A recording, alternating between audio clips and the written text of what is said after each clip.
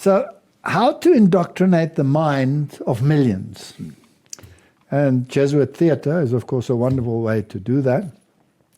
And here, Little Light Studio is talking about some of the confessions of those involved in The Chosen, just to show how this spirituality is actually a spiritualism. Exactly. Where you're talking to the deceased. And most of the episodes in this whole, many seasons of the series are extra biblical. Yes. So it probably they come from the imagination. Exactly. It's probably been done through the exercises to get extra information. Correct. Let's have a look. He actually went and sought out where Lonnie Frisbee was buried, and this was scary what he did. Before I started work, I went over to Christ Cathedral, and I sat by his grave and I prayed a rosary with him. I sat down and I prayed with him. The space just to his right is empty, so I got to sit down or lie. At one point, I even lied down because I just thought it would be kind of interesting to try to connect in some way. That's probably more information than you need or may even want to publish. But that said, it's the truth. And so I finished praying with him. And I said, Lonnie, I want to honor you with this film. And I really want to bring justice and the testament to the gifts of God's grace and powers that you displayed while you were on this earth.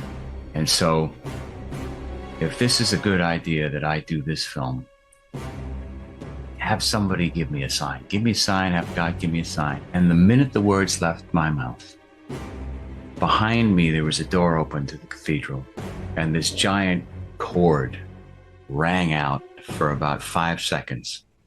And then from the organ. From the organ. Wow.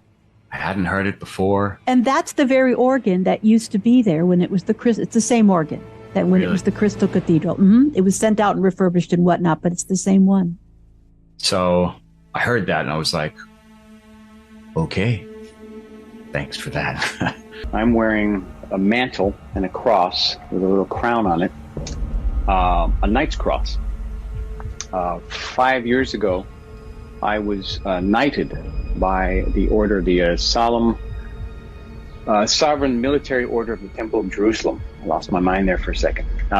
Essentially the Knights Templar, which is what that is. Martin, firstly, he was speaking to a dead man. And praying with him. Well, if you're speaking to a dead man, aren't you really praying to him then? Yeah. And telling him that he wants to honor him with this thing? And does the Bible forbid that? Very, very clearly. It forbids it, right? Yeah. Necromancy, if I'm not mistaken. It's necromancy. It had the death penalty upon it.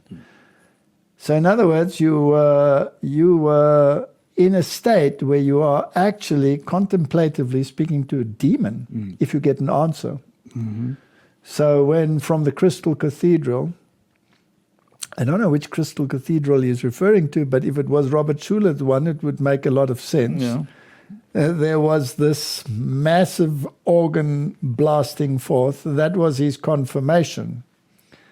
So, Martin, if you rely on signs like that, you are on very, very dangerous ground because Satan will give you the sign. That is so important because we must be careful. God can use certain things to show you in a direction if you want him, but it won't be... Almost never, I don't think that it will be a physical sign like this. It will be something that is happening in people are saying something, or, it will be not in a direct sign like this. So I need a sign whether I should go with this girl although I'm married.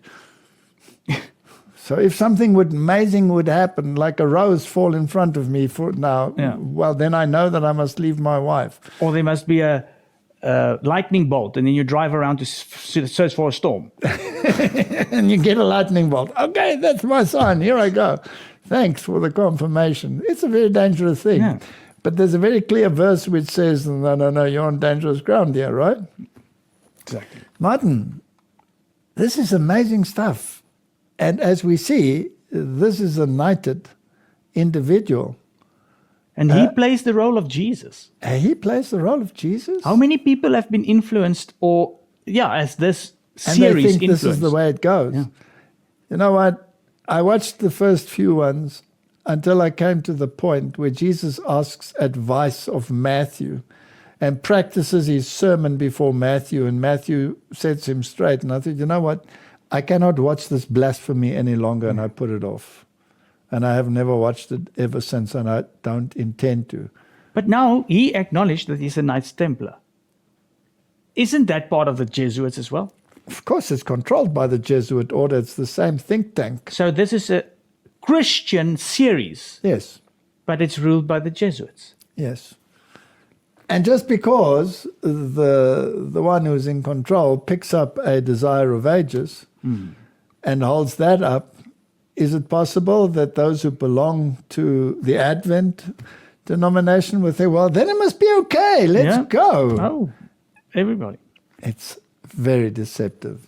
Here's another clip. I'm making a show about Jesus where 95% of the content isn't from the Bible. Most of the content of this show is not directly from Scripture. I know that sounds horrible, but it's true. If you watched episode 1 of season 1, almost none of that is from Scripture. If you watch episode 2 of season 2, none of it is from Scripture. Episode 3, none of it from Scripture. Episode 4, most of it not from Scripture.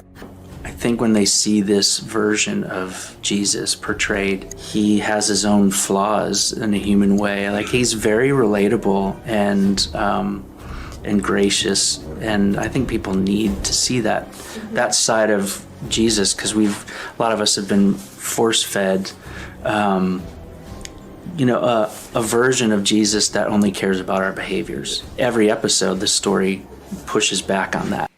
So everything is non-scriptural. The Mormons were involved in it as well. And he was a being with flaws.